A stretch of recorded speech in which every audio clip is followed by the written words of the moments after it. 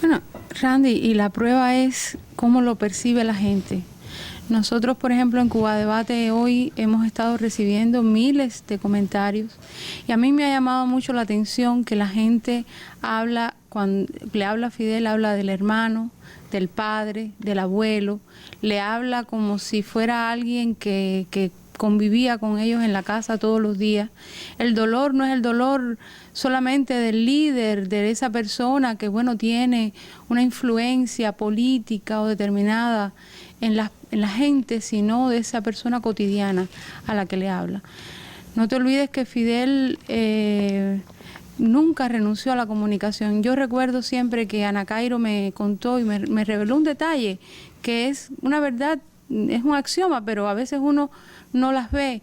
Me decía, bueno, Fidel existe entre otras cosas por la radio, porque no existía ningún político en la República que no tuviera o no se acercara a una emisora de radio y estableciera una comunicación directa, no solo con las personas con las que convivían, sino los que estaban mucho más allá. Y Fidel tenía esa extraordinaria capacidad de dialogar con la gente en los distintos lenguajes. Hay que ver a Fidel, por ejemplo, cuando está en una tribuna que está denunciando una agresión imperialista, tiene un tono, pero tú sabes bien que cuando Fidel se reunía con la gente en la calle, hablaba de las cosas cotidianas. Ahora mismo, cuando veníamos para acá, estaba poniendo un reportaje de Acanda, de Julio Acanda, de los primeros años de la Revolución, y Fidel le estaba preguntando a unos muchachos en la escuela al campo cuántas horas empleaban en el campo, si la ropa les servía bien, si no les... Es decir, él iba a todas esas dimensiones humanas de cercanía, generaba, además tenía muchos tonos. Nosotros hemos visto, y cuando hablo de nosotros no porque a lo mejor estuviéramos ahí en cobertura, tuviéramos cierta cercanía, lo hayamos visto en cierta, digamos, intimidad, sino en general la gente, ¿no? Fidel es alguien que te habla también muy bajito, que tiene esa... era además un caballero, un lord cuando hablaba con una mujer, realmente, y sabía transmitir todos esos lenguajes y todos esos tonos, que es además un extraordinario privilegio que ha tenido este país. La gente lo ha percibido, como también lo percibieron los líderes, las personas más cercanas con él. Yo guardo entre mis recuerdos más entrañables, tú recordarás cuando Fidel, Katy lo mencionaba ahorita, tuvo el accidente en Santa Clara, que viene Chávez a Cuba a visitarlo, a verlo, ya cómo se está recuperando, se acababa de operar la rodilla, y yo recuerdo... había acabado de salir el libro Chávez Nuestros, que yo había preparado con Luis Báez, y recuerdo que allí en un salón del Palacio de la Revolución, haber oído la conversación era Chávez diciéndole: Fidel, tú no te caíste, tú estabas tratando de robarte la base. Y cómo dialogaban aquellos dos, que eran dos muchachos, dos compañeros, dos gente que bromeaban, que se reían. Chávez en algún momento le cantaba una canción llanera.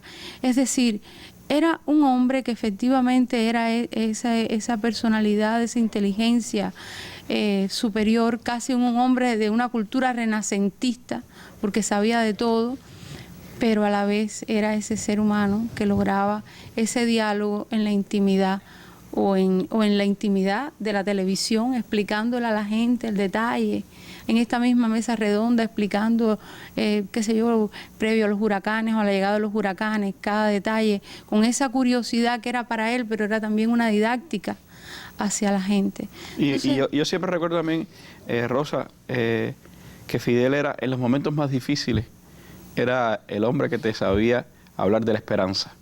Es decir, cuando más duran las cosas, Fidel te decía: allí está el camino, para allá vamos a buscarlo, vamos a conquistarlo. Nunca se dio por derrotado. No solo eso, sino que te hablaba de la esperanza diciéndote las cosas como eran, sin edulcorarlas.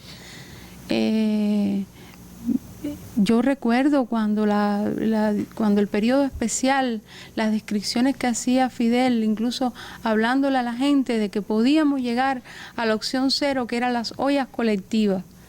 Y la manera en que Fidel explicaba aquello, pero siempre la gente sentía que no estaba solo, que con Fidel éramos invencibles. Yo recuerdo en el medio de, por ejemplo, Elián, la batalla del niño, que veía, mi hija era muy pequeñita, tenía la misma edad de Elián, tenía 7 años en ese momento, y veía toda la tensión que había en la casa con la batalla, que era una batalla de cada uno de nosotros, y teníamos la angustia de qué iba a pasar. Y Alejandra mira y dice, ¿por qué ustedes están preocupados si Fidel va a ir y lo va a traer? Es decir, incluso en los niños existía esa percepción de que teníamos un hombre invencible.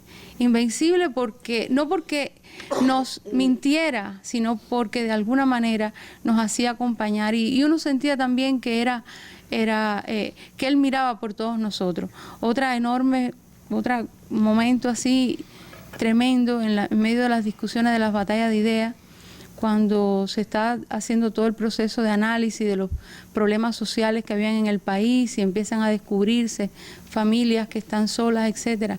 Recuerdo a Fidel diciendo, nosotros tenemos que tener claro que un individuo puede ser abandonado hasta por su familia, pero no puede ser abandonado jamás por la revolución. Entonces, es un hombre que existe para todos. Y eso yo creo que está en el horizonte de Fidel Castro, cosa que percibe la gente, y es lo que explica por qué ahora esos diálogos se están produciendo de esa manera.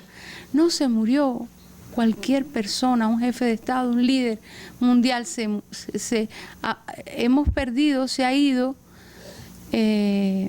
físicamente, porque efectivamente, como ustedes han dicho aquí, va a estar con nosotros, ese ser que todos los días compartía con nosotros. Y explica un poco qué es lo que está pasando hoy en este país. Yo he recorrido para venir acá a la ciudad, y esta es una ciudad que nos las han cambiado. Un sábado en silencio en La Habana, donde apenas se siente la gente, donde no se habla alto, donde no se escucha un ruido, donde apenas hay gente en la calle. O sea, la gente como que se ha recogido a la vida familiar. Y eso también es una señal de quién es Fidel para todos nosotros, ¿no?